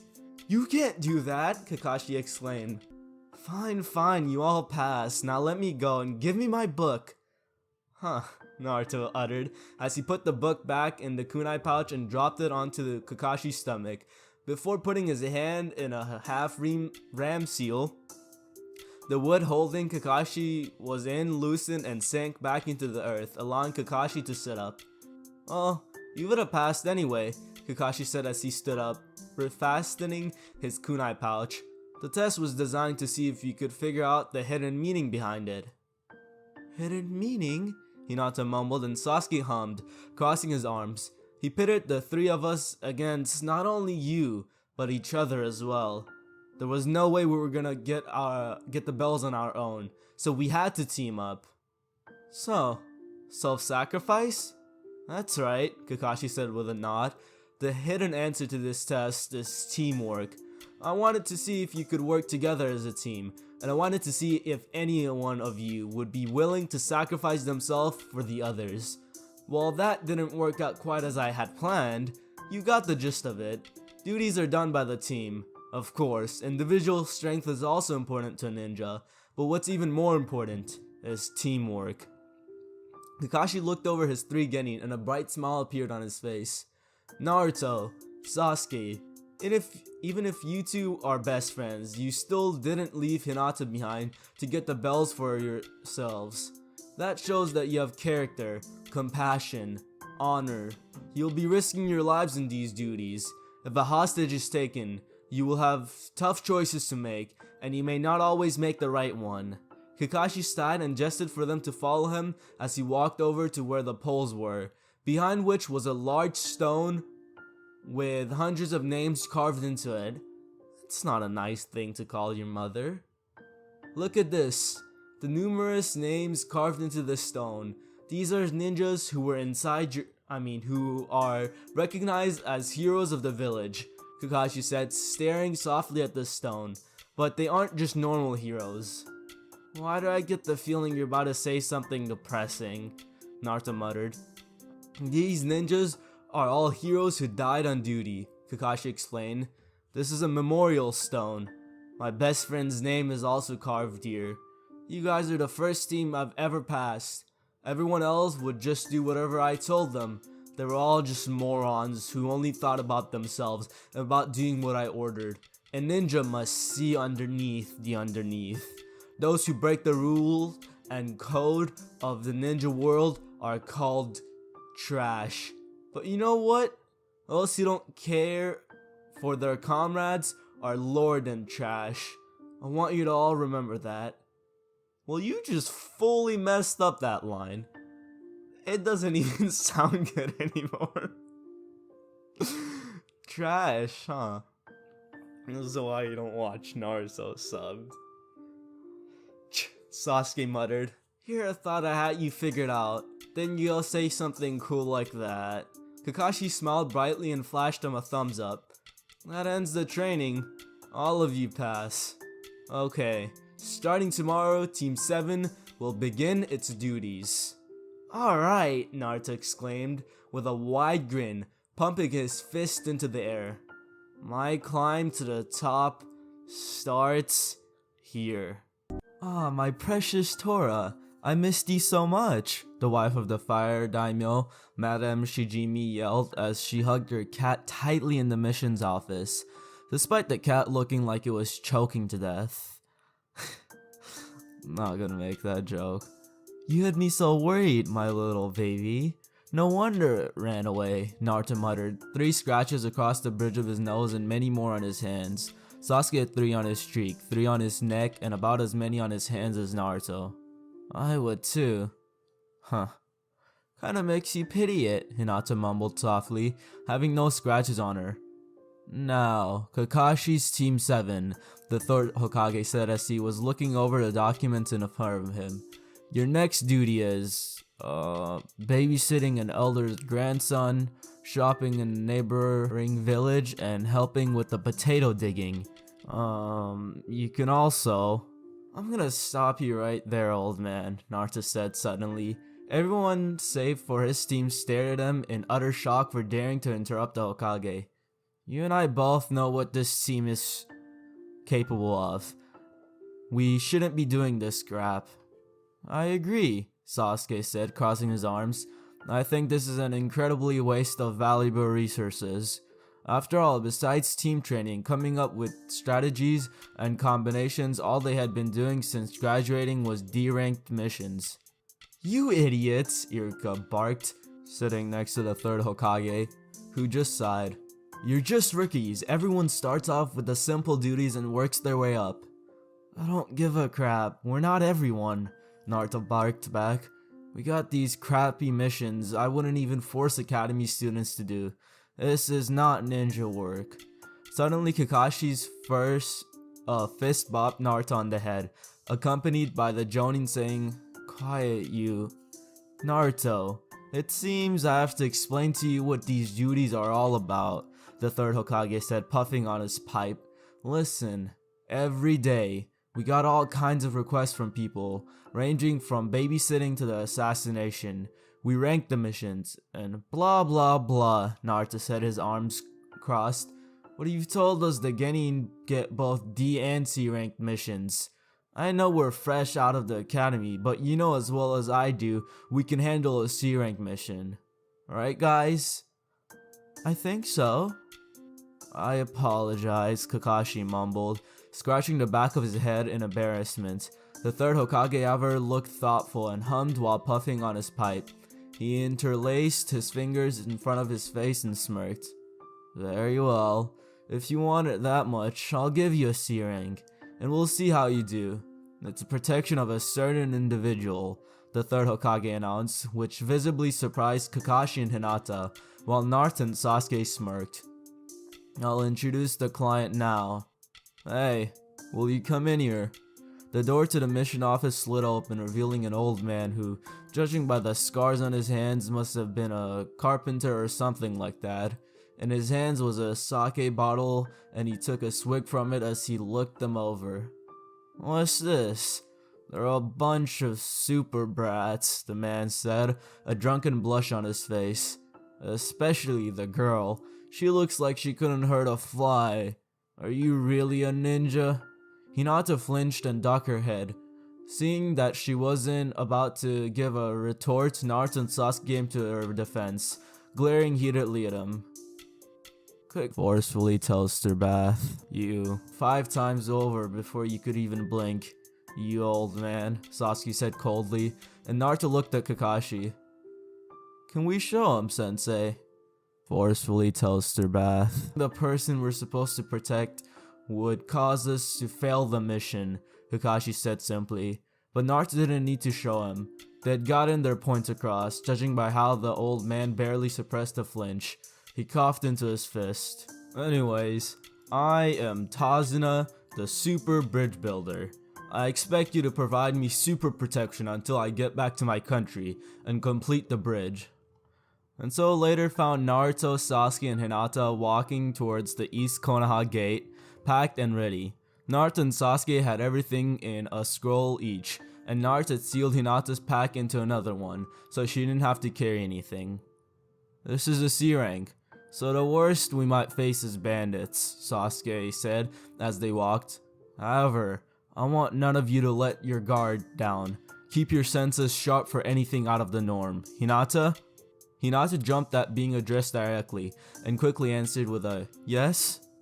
During your journey to the Wave Country, I want you to activate your Byakugan at regular intervals and scout the surrounding area. Alright. Naruto. Huh? Naruto uttered, raising an eyebrow. I don't want you to go lazy and stop molding chakra. I want you sensing the entire time. Your sensing ability is the best I've ever seen, and it doesn't eat more chakra than it takes for you to regenerate, so you can't complain about that. Don't slack off. Keep sensing. Yeah. You got in some kind of captain position or something. Getting a bit ahead of yourself, aren't you, Sasuke? The Hokage is the leader of the village. I need training, Sasuke said simply, which made Naruto twitch. Yeah, right. The one who's gonna be Hokage is me. In your dreams, maybe. Why, I think you both have a good chance of becoming Hokage, Hinata mumbled softly, which caused the two getting to stop glaring at each other instead of turning their head to look at her. Hinata looked a bit startled to be getting so much attention, but gulped and continued. You both have such strength despite your young age, and both of you have unique sets of leadership skills. Sasuke, I think Naruto has just as good as a chance as you. Hinata finished, now ducking her head as though expecting Sasuke to react unfavorably to what she had just said. Therefore, he without doubt surprised her when he just gave a soft laugh of amusement. Of course, he said, crossing his arms. He wouldn't be worthy of being my rival if he couldn't keep up with me after all. But thanks for those kind words, Hinata, Naruto said it with a grin, slinging an arm around her shoulder. Seriously though, we need to do something about this shyness of yours, don't you think? I'm not shy, Hinata mumbled, beet red, having Naruto... This is just weird wording. Anyways, you're gonna try to convince me that fish can fly too, Naruto said, still grinning widely. He flashed her a thumbs up. Don't worry though, stick with us and in a couple weeks you'll either be a happy-go-lucky jokester like me or a cool brooding type like Sasuke. Go with the jokester path though, one Sasuke's enough. Oi, are you saying I'm annoying? Sasuke asked with a slight glare. Not at all, Sasuke. Funny how you would jump to that conclusion though. Why, Hinata giggled softly at their antics, which made Naruto grin wider. They rendezvoused with Kakashi and Tazuna at the gate and then set off towards Wave Country. As Sasuke had suggested, Naruto started molding chakra and sped out his senses the second they left Konoha. And it was a good thing he did, because he immediately picked up on two chakra sources in the trees to their left. He glanced at Sasuke, who caught his eye. They had long since reached a point where they could tell what the other was trying to tell them from simply looking into each other's eyes. Sasuke's eyes narrowed slightly, and he gave a small, barely noticeable nod before moving over to Hinata. Hinata, don't use your Byakugan, he whispered so quietly that not even Kakashi would be able to hear them. We have a tail, and we don't want to spook them. Understood, Hinata whispered back. Sasuke was shocked to have seen her turn so serious, not all her usual shy self. No, he did see that she was the same, but she forced those traits back through sheer force of will. She looked at Tazuna. Tazuna? What? You are from Wave Country, right? What about it? Do you have a ninja village? It was Kakashi who answered. No, not in Wave Country. Most other countries have them, but Wave Country is a bit too small for it. Hey, don't worry though. There won't be any ninja combats in C-rank missions. Sasuke pushed chakra into his eyes as they passed the puddle in the road, then turned to look at Naruto, who nodded back at him. As they kept walking, Kakashi bringing up the rear. Suddenly a ninja with a horn Kiri headband came flying over Kakashi, a bladed chain connected to his clawed gauntlet. He landed between Kakashi and the Genin and Tazuna as the chain wrapped around the Jonin, tightening. Behind Kakashi stood another Kiri ninja with an identical gauntlet in his hand, which the chain was connected to. "What?" Kakashi uttered as the two ninjas both said, "One down," and pulled the chain. Kakashi was torn to pieces by the chain, making Tazuna go wide-eyed, along with Hinata. Sasuke, Sharingan burning in his eyes, one Tomoe in the left and two in the right, looked at her. "Hinata, protect Tazuna," he ordered, while Naruto was already flashing through hand seals. "Earth element. Earth dragon projectile." Naruto called out as a dragon head made of earth rose from the ground and turned to one of the Kiri ninjas, opening its mouth and spitting high-velocity mud projectiles at him. The ninja jumped, while Sasuke also flashed through seals. "Fire style. Fireball jutsu," he called, spewing a massive ball of flame at the other ninja, who dodged, yanking the chain connecting the two, and in doing so pulling him out of the mud projectile. The fireball engulfed the chain, instantly melting it and separating the two ninja, who split off, circling Naruto and Sasuke to head for Tazuna, which caused Hinata to stand protectively in front of him. "Earth element. Earth wall," Naruto called out after flashing through another chain of seals, slamming his hands down on the ground. One of the ninjas who was coming at Tazuna from behind suddenly found himself stopped rather abruptly as he ran straight into the earth wall that shot up in front of him. As soon as his head bounced off the wall, Naruto put his hand in a snake seal. "Wood element. Cutting technique." Naruto called out as wooden blades sprouted from his hand. He spun and flung the blade at the dazed Kiri ninja, piercing him in the shoulder. "Gotcha," Naruto proclaimed triumphantly, putting his hand in a half-ram seal and focusing his chakra. "Grow." The Kiri ninja's eyes widened when the wood inside his body suddenly sprouted 5 thick spikes that extended to burst out of his body in a shower of blood, piercing many vital organs in the process. Naruto's eyes widened at seeing an actual person be hit by that jutsu. Up until now, all that he had practiced on was straw practice dummies. There was so much red. "Well done, Naruto," came Kakashi's voice, making him look toward Tazuna to see that Sasuke had moved to stand protectively in front of Hinata and Kakashi was standing in front of him, holding the other Kiri ninja in a headlock. "You guys reacted much better than I believed you would." Kakashi made to turn to Tazuna, but he stopped and looked at Naruto, noticing that the blonde's hands were shaking slightly. "Well, it's expected. It was his first toaster bath," Kakashi thought, his gaze softening. "But to do it at that age, I'll have to talk to him about it later." Kakashi turned to Tazuna and gave him a very serious look. "Tazuna." Tazuna visibly flinched. "Yes? I need to talk to you." Within moments, the Kiri ninja had been tied to a tree, and judging from the fact that he was glaring daggers at Naruto, he was awake. "This guy is a Jonin ninja, one of the demon brothers of Kirigakure no Sato. They're ninjas known to keep fighting no matter what." How did you read our movements?" the demon brother asked Kakashi. "Not even your genin were taken by surprise."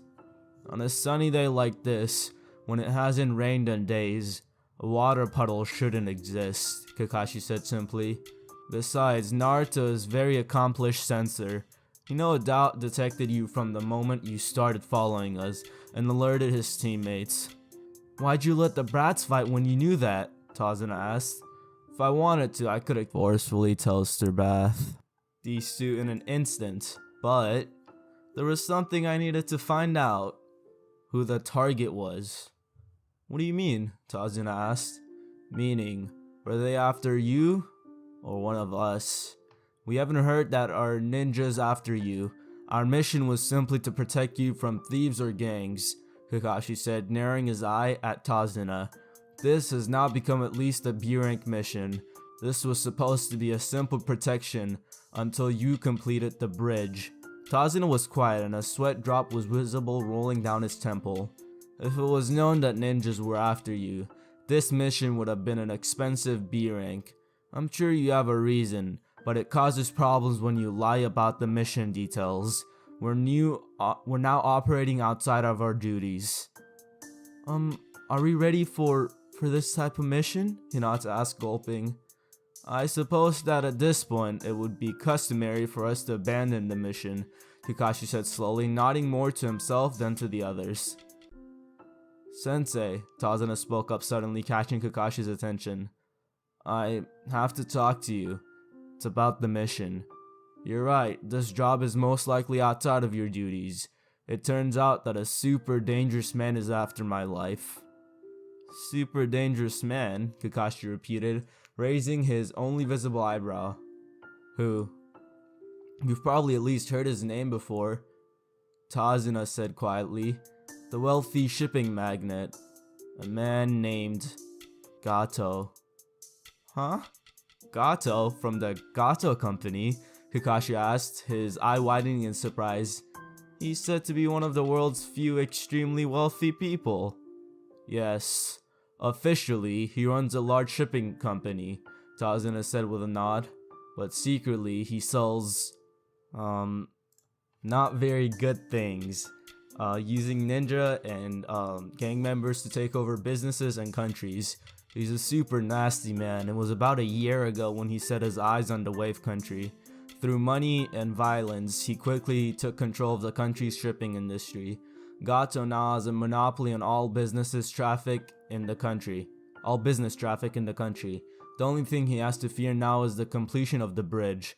And because you're building the bridge to the mainland, he won't have a monopoly anymore, Hinata included, to which Tazuna nodded. So, those ninjas were hired by Gato, Sasuke asked, and Tazuna nodded. But what I don't understand is, if you knew ninja would be after you, why'd you hide that fact when you hired us? Kakashi wanted to know. Tazuna sighed.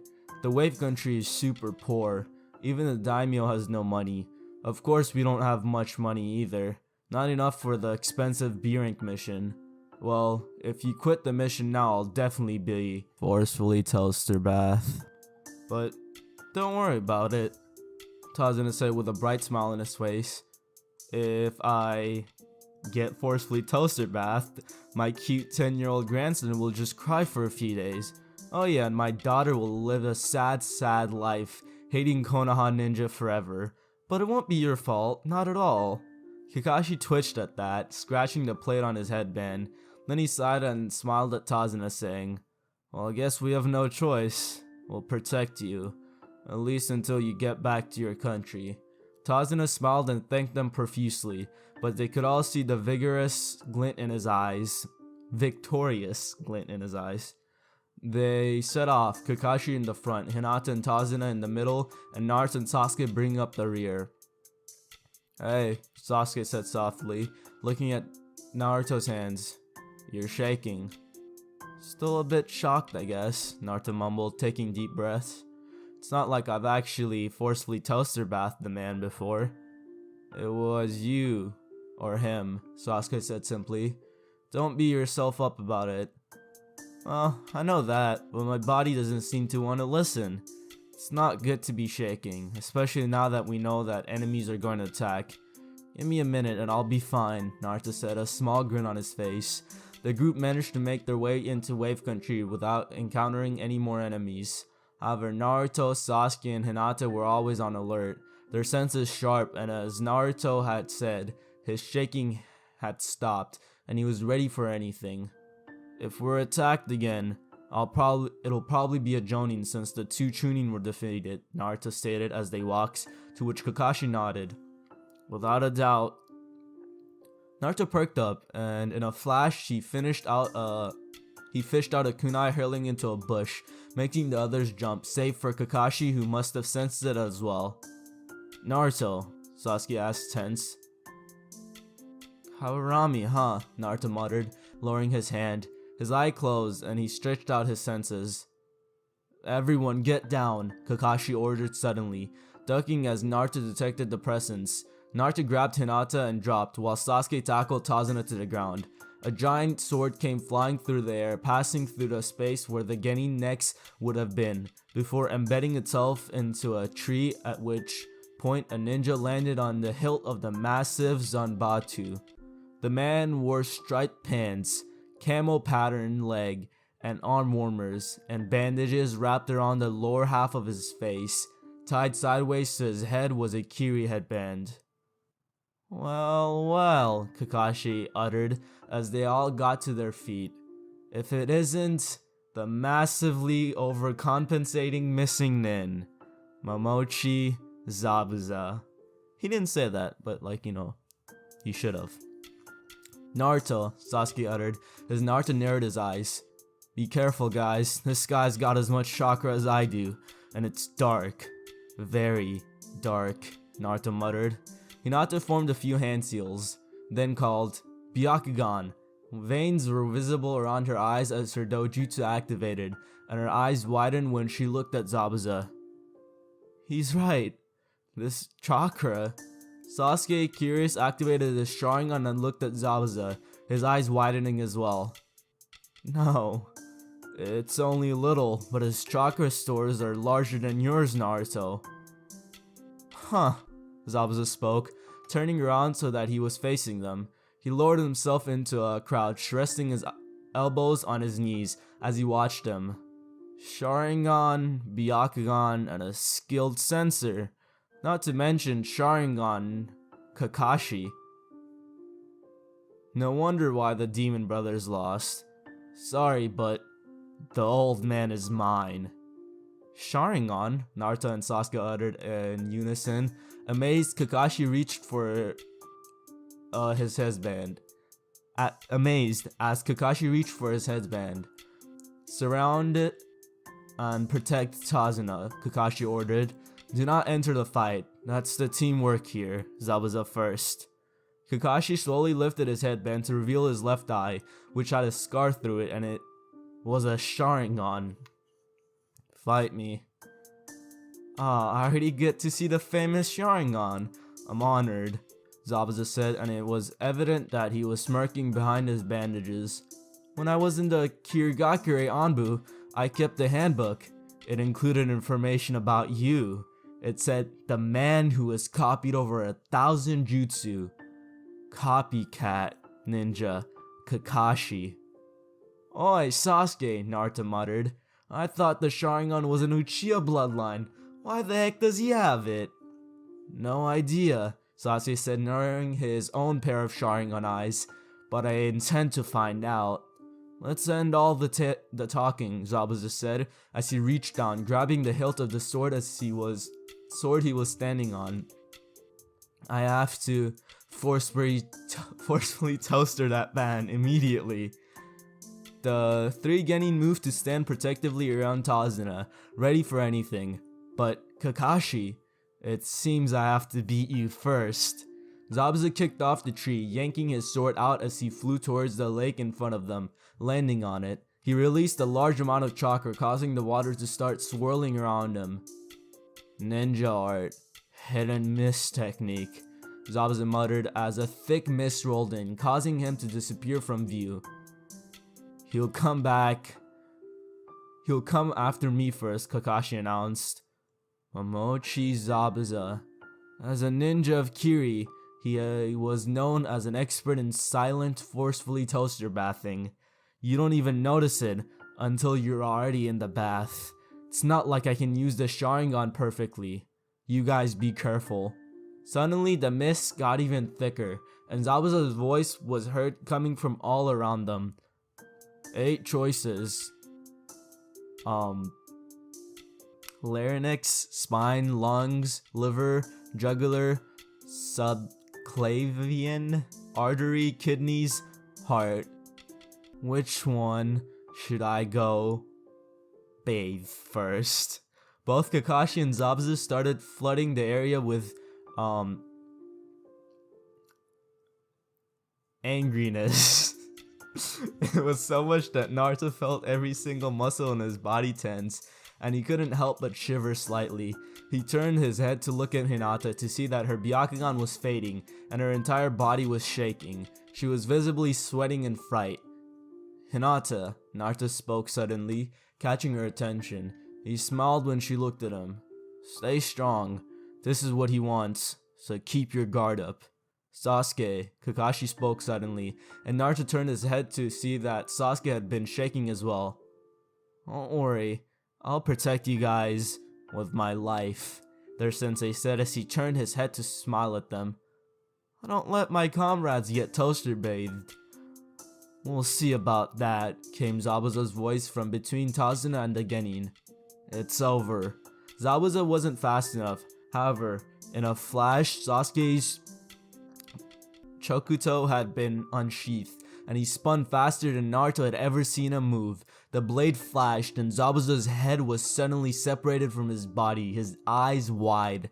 The body and the head, however, exploded in a shower of water, and Naruto's eyes widened when he picked up on Zabuza's chakra.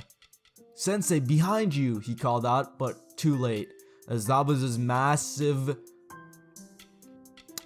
so we're calling it a sword now. Had already cut Kakashi in half. Only for Kakashi's body to disperse into the water as well. Another Kakashi appearing behind Zabuza with a toaster at his bath. Don't move, Kakashi ordered. It's over. Naruto thought, gritting his teeth.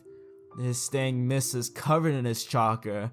I can hardly even sense Kakashi through it, he thought, then looked at Hinata. Oi, Hinata, can you see anything? No, Naruto. There's too much chakra in the air. Same here, Sasuke muttered, then his eyes widened when Zabuza spoke to Kakashi. Behind you, sensei! Kakashi's eyes widened when yet another Zabuza appeared behind Kakashi, the Zabuza in front of him dissolving into water. He ducked under quote-unquote sword, but Zabuza didn't even pause when his sword dug into... we're calling it the ground now, okay. Instead he spun, switching his grip, and booted Kakashi in the face, sending him flying through the air. Zabuza immediately pulled his sword out of the ground and ran off, jumping towards the spot where Kakashi splashed into the water. As Kakashi surfaced, Zabuza landed behind him and flashed through hand seals. Water prison technique, he announced, as the water shot up to envelop Kakashi in a ball, Zabuza holding his hand in it to keep it going. You tried to escape the water. Big mistake. Now I have you in an escapable prison, Zabuza said, chuckling. It's tougher if you can't move, you know. Now, Kakashi, we can finish things later. First, I'll take care of them, he said as he put his hands in a half-ram seal. Out of the water rose a water clone, who walked onto the shore, chuckling softly. Wearing those headbands and acting like ninja, the clone said, smirking behind his bandages. A real ninja is someone who has survived numerous brushes with the toaster bath. Only when you're good enough to be listed in my handbook can you start calling yourself a ninja. You're not ninja, just brats. Take Tazuna and run, Kakashi yelled suddenly. You have no chance of beating him. As long as he's keeping me trapped in the prison, he can't move. The water clone can't go very far from his real body. Just run away now. Naruto slowly turned his head to look at Sasuke, who smirked and nodded. Then he looked to Hinata, who gulped but steeled herself, nonetheless nodding as well. Run away, sensei. You underestimate us, Naruto said, a grin spreading on his face. A water clone only possesses 1/10 of the original's power. Do you think we're that weak?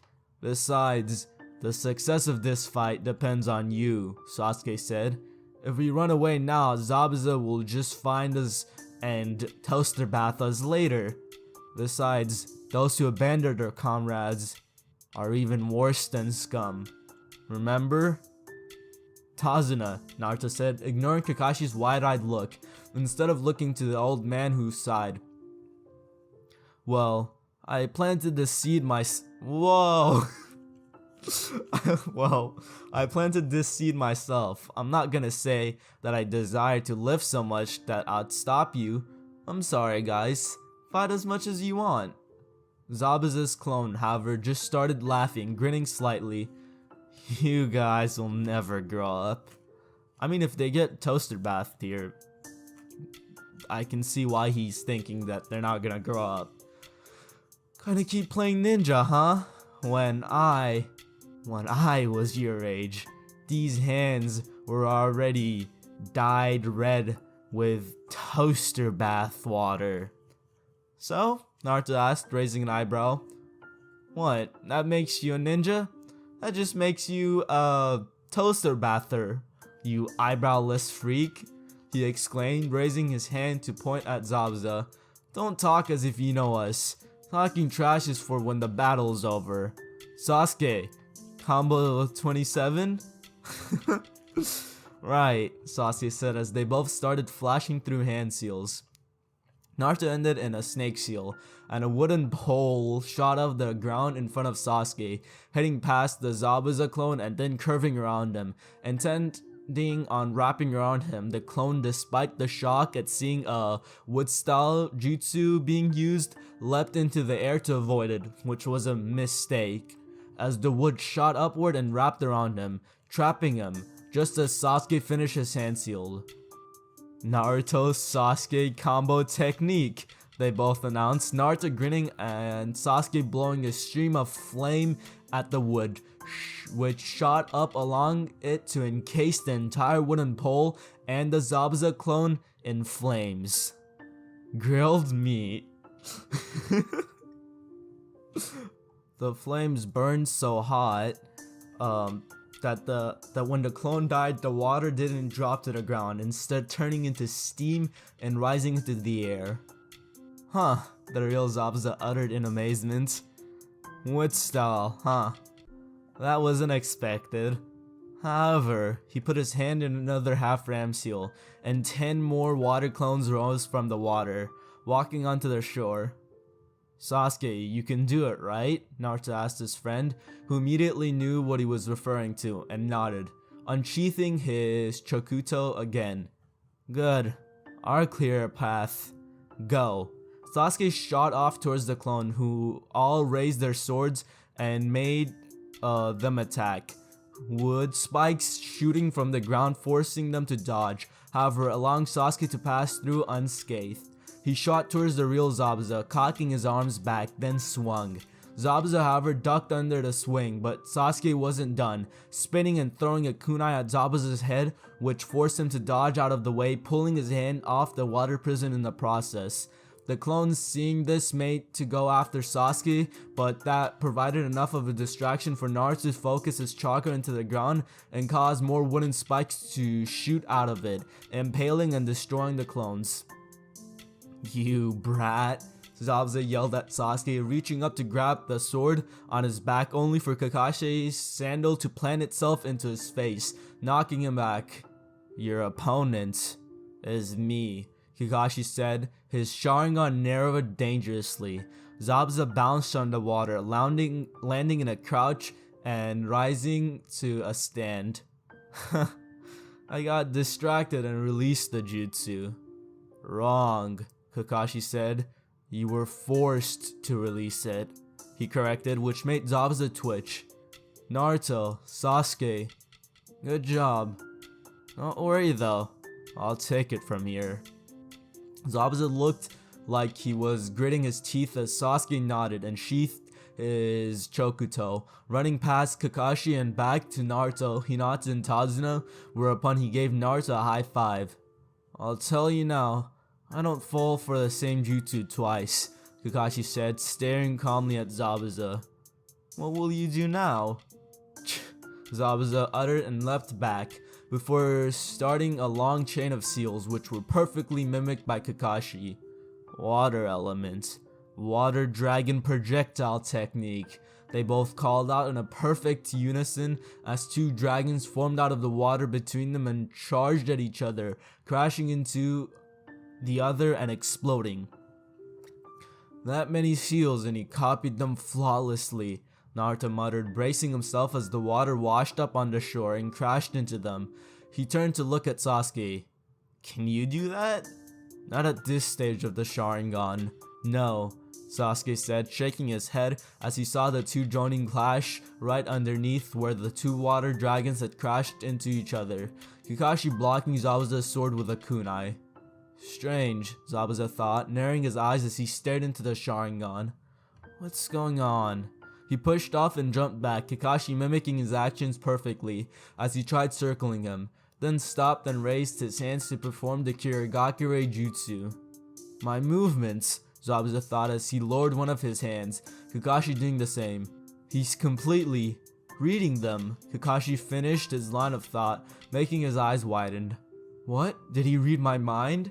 Zabuza thought, feeling sweat breaking out of his forehead, placing his hand on a seal. Dang it. Freaky eye thing is making me very upset right now. Zabuza twitched. All you're doing is copying me. You can't beat me, you monkey bastard. Wait a minute, is that... It's not okay to say. Both Kakashi and Zabuza exclaimed at once, and that really made Zabuza's eyes widen. Dang you, I'll make it so you can never open that mouth again. Whoa! Whoa! Pause. Zabuza needs to chill. Zabuza growled out, flashing through hand seals. He stopped, however, amazed as he saw himself form behind Kakashi. That's me. That's not possible. Is this one of his genjutsu? Kakashi was surprised, finished a chain of seals Zabuza had been doing and called out, Water Element, Grand Waterfall Technique, as his Sharingan started spinning and the water in front of him came to life and rose up, rushing at Zabuza. What? Impossible! Zabuza roared as the water smashed into him, sending him through a large amount of trees with the force of it. I'm the one doing the jutsu, yet I can't keep up, he thought in a panic, right before getting washed into a tree, after which his arms and legs were pierced by kunai. It's over, came Kakashi's voice from above, making him look to see Kakashi crouching on a tree branch. How can you see the future? Zabuza asked, still in shock. Yeah, I can see the future, and your future is the toaster bath, Kakashi proclaimed, raising a kunai. Before he could use it, however, two senbon needles came flying out of nowhere and pierced Zabuza's neck. Zabuza's eyes were wide as he collapsed to the ground, and everyone looked up to another tree to see a kid around the Genin's age, wearing a mask that looked almost like an Anbu mask, which had the Kiri markings on the forehead. Yeah, right. You're right. He's dead, the boy spoke in a very feminine voice, which matched his feminine body. Who's the gender-confused masked boy? Naruto asked loudly. Dang. Y'all gonna need to cancel Naruto after this one. Naruto asked loudly, displaying his usual tact as Kakashi jumped down to the Zabuza's body, checking his pulse. Thank you very much, the masked ninja said, bowing. I've been searching for the opportunity to toaster bath Zabuza for such a long time. Bro, my boy is goated. The mask, Kakashi said, looking up at him. You're a Kiri Hunter Nin. Hunter Nin, Hinata repeated in confusion, looking to her teammates for explanations. Hunter Nins are special divisions of Anbu, Sasuke exclaimed. Their duty is to hunt down and forcefully toaster bath missing nin. To get a rank like that at your age. There's some great ninjas out there, huh? Naruto asked, a grin on his face. It'd be nice to fight them. The hunter nin jumped down and slung Zabuza's arm over his shoulder, picking him up. Your battle's now over, and I must dispose of this body since it seems to be a body with many secrets, he said, putting his hand in a half-rim seal. Farewell. The wind started kicking up around him, so fast that it was howling, and then in a blink of an eye, he and Zabuza's body were gone. Kakashi breathed a sigh of relief, pulling on his headband to cover his Sharingan, and Sasuke and Hinata deactivated their own eyes. Now we have to get Tazuna home, Kakashi announced to his genin. Let's go.